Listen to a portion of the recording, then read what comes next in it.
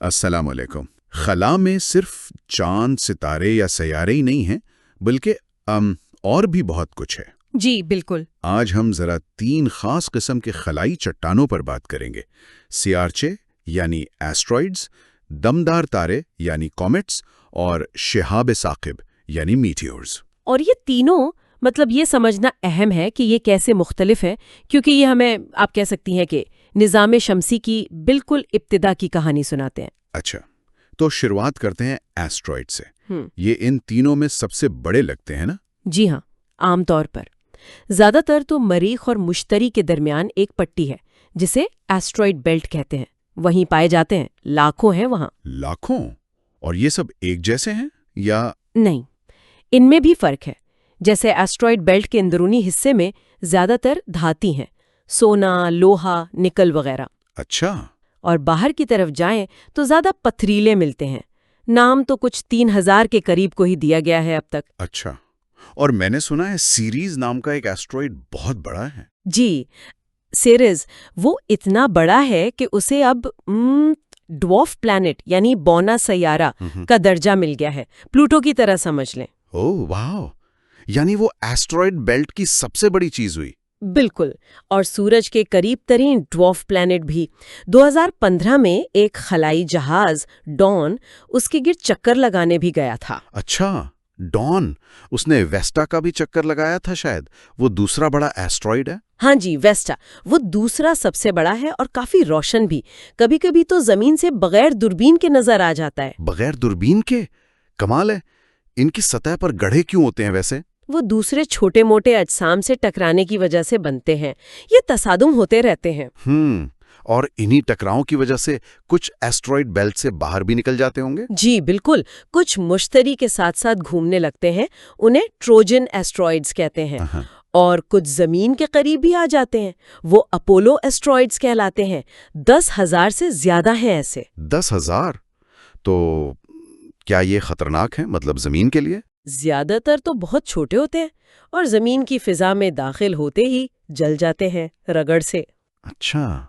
लेकिन अगर कोई थोड़ा बड़ा टुकड़ा हो और वो फिजा में जलता हुआ नीचे आए तो वो एक शानदार आग का गोला यानी बोलाइड बन जाता है। कभी कभी तो चांद से भी 100 गुना ज्यादा रोशन। 100 गुना? अच्छा, वाकई रूस और कैलिफोर्निया में ऐसे गिरे भी थे ना सुपर बोलाइड्स? जी बिल्कुल, वो जमीन तक पहुंच गए थे। जबरदस्त। अच्छा, अब आते हैं दमदार तारों यानी कॉमेट्स पर। ये भी बड़े चमकदार नजर आते हैं, खासकर उनकी दुम। हाँ, कॉमेट्स तो बिल्कुल अलग है।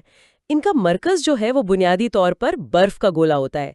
जमी हुई गैसें, पानी की बर्फ और उसमें मिली हुई चट्टान और धूल, और ऊपर एक काली सी धूल की तह है।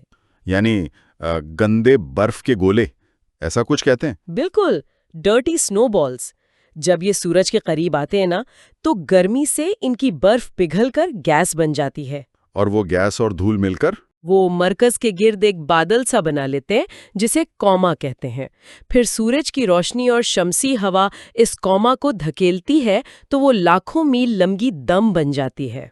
अच्छा, तो ये एस्टेरॉइड बेल्ट से नहीं आते? नहीं, ये बहुत दूर से आते हैं, या तो काइपर बेल्ट से जो नेपच्यून के मदार से भी परे है, या फिर ओट क्लाउड से जो तो निज़ाम शमसी के बिल्कुल बैरूनी किनारे पर एक बहुत बड़ा समझें खौल है। ओह, तो इनके मदार भी बहुत लंबे होते होंगे? जी, इसी बुनियाद पर 2 किस्में हैं। एक शॉर्ट पीरियड कॉमेट्स जिनका चक्कर 200 साल से कम का होता है, ये काइपर बेल्ट से आते हैं, जैसे हैलीज कॉमेट। हैलीज कॉमेट, वो तो हर 76 साल बाद नजर आता है ना? अगली बार कब आएगा? जी, 2061 में। एक एंकेज कॉमेट भी है, उसका मदार सबसे छोटा है, सिर्फ 3.3 साल का। अच्छा, और दूसरी किस्म? वो लॉन्ग पीरियड कॉमेट्स है। इनका मदार 200 साल से कई ज्यादा, हजारों साल तक का हो सकता है। ये ओट क्लाउड से आते हैं। हजारों साल? जबरदस्त। चलें, अब आखिरी चीज, शिहाब साकिब यानी मीटियोर्स, जिन्हें लोग अक्सर टूटता तारा कहते हैं। हाँ, टूटता तारा। मगर ये तारे बिल्कुल नहीं होते। ये असल में मीटियोरॉइड से शुरू होते हैं। मीटियोरॉइड्स? ये क्या है? ये बस छोटे छोटे टुकड़े होते हैं चट्टान के या धात के, जो किसी एस्टेरॉइड या कॉमेट के टूटने से बनते हैं। खुला में घूमते रहते हैं। अच्छा। जब इनमें से कोई टुकड़ा जमीन की फिजा में दाखिल होता है ना, तेज रफ्तारी से, तो उसे मीटियोर कहते हैं। और वो जलने लगता है? जी, हवा के रगड़ से वो इतना गर्म हो जाता है कि जल उठता है और हमें आसमान पर एक रोशन लकीर नजर आती है। वही है मीटियोर या शहाब साकिब। और वो जो कभी-कभी बहुत सारे एक साथ नजर आते हैं, मीटियोर शावर जिसे कहते हैं। हाँ, शहाब साकिब की बारिश वो तब होती है जब जमीन किसी कॉमेट के छोड़े हुए मलबे के बादल में से गुजरती है। ये काबिले पेशन गोई होती हैं अक्सर। ज्यादातर तो ये फिजा में ही जलकर खत्म हो जाते होंगे। जी बिल्कुल, चंद सेकंड में ही। लेकिन अगर कोई टुकड़ा यानी मीटियोरॉइड इतना बड़ा हो कि वो पूरा जल ना पाए और जमीन की सतह तक पहुंच जाए, तो उसे मीटियोराइट कहते हैं, यानी शहाबी पत्थर। अच्छा, मीटियोराइट। ये कितने गिरते हैं जमीन पर? वैसे तो रोज लाखों मीटियोरॉइड्स फिजा में दाखिल होते हैं, लेकिन जमीन तक पहुंचने वाले यानी मीटियोराइट्स साल में कोई 500 के करीब ही होते हैं। ज्यादातर समंदर में गिर जाते हैं। हो। जो सहराओं या एंटार्क्टिका जैसी जगहों पर गिरते हैं वो महफूज रह जाते हैं।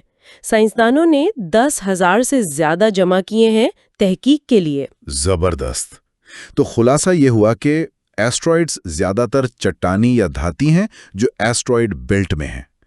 कॉमेट्स बर्फानी हैं, दूर से आते हैं और सूरज के करीब आकर दम बनाते हैं। बिल्कुल। और मीटियर्स वो रोशनी की लकीरें हैं जो उन एस्ट्रॉइड्स या कॉमेट्स के छोटे टुकड़ों यानी मीटियोरॉइड्स के हमारी फिजा में जलने से पैदा होती हैं। अगर कोई टुकड़ा जमीन तक पहुंचे तो वो मीटियोरॉइड है। बेहतरीन खुलासा। और आखिर में एक सोचने की बात, चूंकि ये सब चीजें एस्ट्रॉइड्स, कॉमेट्स, मीटियोराइड्स हमारे निज़ाम शमसी की पैदाइश के वक्त की बची हुई निशानियां हैं, तो इनका मजीद मुताला हमें खुद अपने सैयारे, जमीन की तारीख और इसकी तश्कील के बारे में कितना कुछ नया सिखा सकता है। वाकई ये एक दिलचस्प पहलू है। रात को आसमान देखते हुए इन खलाई मुसाफिरों के बारे में सोचना काफी माने खेज है। जी बिल्कुल।